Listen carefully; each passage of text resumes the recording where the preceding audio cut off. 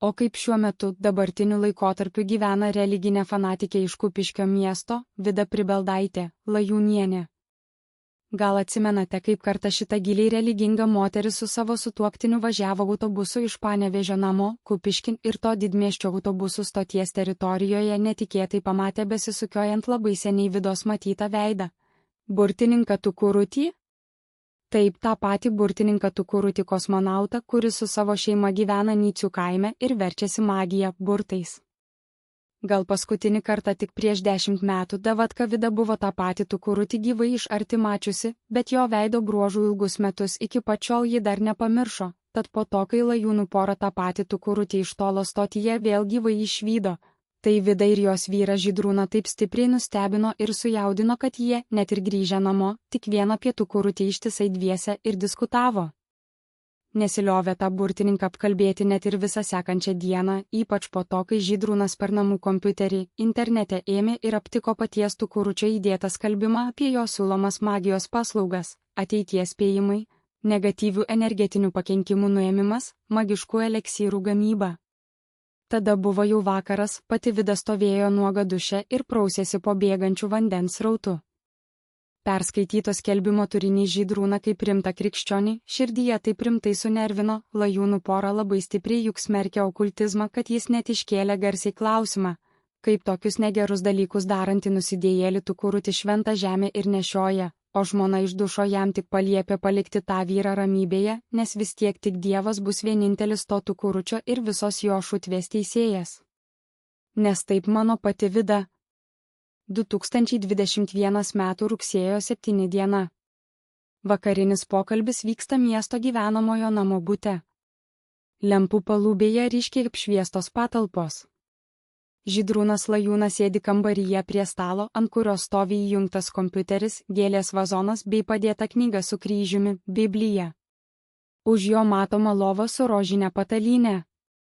Šalia esančioje vonios zonoje, atskirtoje stiklinė pertvara, žmona Vida Lajūnienė maudosi duše po bėgančių vandeniu.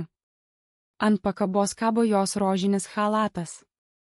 Skelbimo tekstas internete. Kompiuterio ekrane Žydrūnas išvydo žinomo Nycių kaimo burtininko Tukuručio kosmonauto įdėtą skelbimą, kuriame galėjo būti parašyta: burtininko Tukuručio kosmonauto magijos paslaugos Nycių kaime.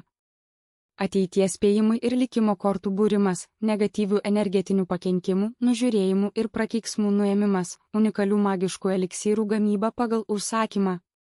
Kreipkitės, magija ir burtai, mano gyvenimo kelias. Mano namų adresas Nycių kaimas esantis Kupiškio rajone. O telefono numeris yra 862 ir taip toliau.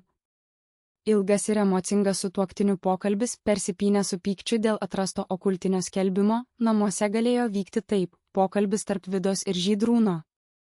Žydrūnas, atsisukęs nuo šviečiančio kompiuterio ekrano, piktu ir pakeltu balsu: Vida, tu tik paklausyk. Aš tiesiog negaliu patikėti savo akimis. Vakar dar mes jį matėme Panevėžio autobusų stotyje, o šiandien šitas tipas jau lenda į mūsų namus per internetą. Šitas burtininkas Tukurutis įsidėjęs skelbimą socialiniuose tinkluose. Juk gal aiškiai irgi girdėjai tą skelbimo tekstą, kurį ką tik garsiai perskaičiau. Vida per dušo kabinos stiklą, trindama galvą šampūnu, vandens ošime, ką tu sakai, Žydrūnai. Ar tikrai ten jis? Tikras siaubas. Tai absoliutus siaubas ir ne kitaip. Tai tas pats šėtono tarnas iš Nycių kaimo, kurį prieš 10 metų gyvai mačiau. Žydrūnas beldžia pirštu į stalą šalia Biblijos, taip dėja tas pats Tukurutis kosmonautas. Viešpatie apsaugok, jis atvirai siūlo savo burtus visiems žmonėms. Kaip tokius negerus dalykus darantį nusidėjėlį Tukurutį šventą žemę ir nešioja. Tai juk baisi nuodėmė, tikras pjūvis krikščionybei. Vida išjungia vandenį, nusivalo veidą ir ramiai, bet griežtai šaukia iš dušo: ai, paliktų jį ramybėje. Tik Dievas bus vienintelis to Tukuručio ir jo šutvės teisėjas. Nešvaistyk savo nervų tam burtininkui, jo laukia amžinoji ugnis. Paskui dar, dideliu rankšluosčiu šluostydamasi visą savo nuogą kūną, dar vis tiek nenustojo savo vieną po nosimi ištisai ir piktai bambėti: viešpatie, tu mano kokia baisybė. Šitas tukurutis kosmonautas, tikras šėtono pakalikas, drįsta internete tokius burtus skleisti. Ir dar iš mūsų švento žemės Nycių kaimo bei kitų vietovių žmonės mulkina. Žinau, kad jis ten tikrai ne vienas pats tokiomis nuodėmingomis raganystėmis vien užsiima, jo ir visa šeima namie yra tokie patys nuodėmingi okultizmo praktikuotojai. Ir jo įtėviai, ir jo žmona, ir jo maži vaikai. Net ir jo žmonos močia, kuri gyvena tame pačiame mano kupiškyje, tik kitame miesto gale kažkur kraštiečių mikrorajone. Kažkada seniai mano buvęs vaikinas Tukas Nykštukas tai buvo man sakęs, iš to laiko dar atsimenu. Visi tie burtininkai raganos ateities spėjėjos ir kortų būrėjos yra viena didelė velnio šutvė, vedanti krikščionių sielas tiesiai į pražūtį. Užsidegs jie visi amžinojoje pragaro ugnyje už tokias nuodėmes, tikrai užsidegs. Tik Dievas jiems bus teisėjas, bet mano akys tokių baisybių Kupiškio krašte matyti tikrai nenori, ne, jokių būdų aš nenoriu jų savo pamaldžiame gyvenime gyvai matyti, ji dar ilgai piktai purtė galvą, toliau valėsi kūną ir vis murmėjo maldas.